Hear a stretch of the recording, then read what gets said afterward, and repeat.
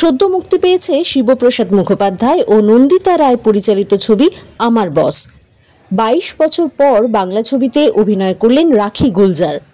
তাই এই ছবি ঘিরে দর্শকদের উন্মাদনা একটু আলাদাই। 13ই মে ছিল ছবির বিশেষ প্রদর্শনী। তা ঘিরে ছিল তারকাদের ভিড়। পরিচালক থেকে অভিনেতা অভিনেত্রীদের প্রায় সকলেই উপস্থিত ছিলেন এদিন। রয়েছেন সৌরসেনী মৈত্র, রয়েছেন তরুণ চক্রবর্তী, রয়েছেন কাঞ্চন মৈত্র, রয়েছেন ঐশ্বর্য সেন। এই কাঞ্চন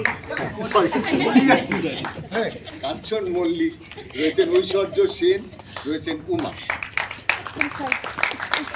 আসলে টেনশন ছিল সবার সামনে, আমি বলতে পারছি। দিদি কেমন লাগলো ছবিটা? থ্যাংক ইউ সো মাচ আজকে আসার জন্য। আর সবাই এই হাসি মুখটা দেখতে পারলে খুবই ভালো লাগে। Thank you again.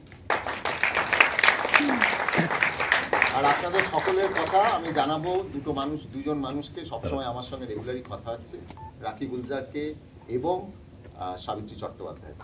ওনারা সবথেকে খুশি হন আপনাদের কথা জানতে পেরে।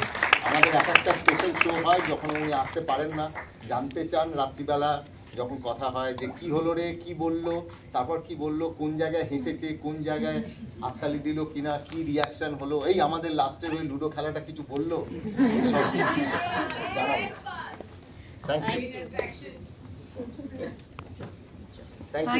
Thank you.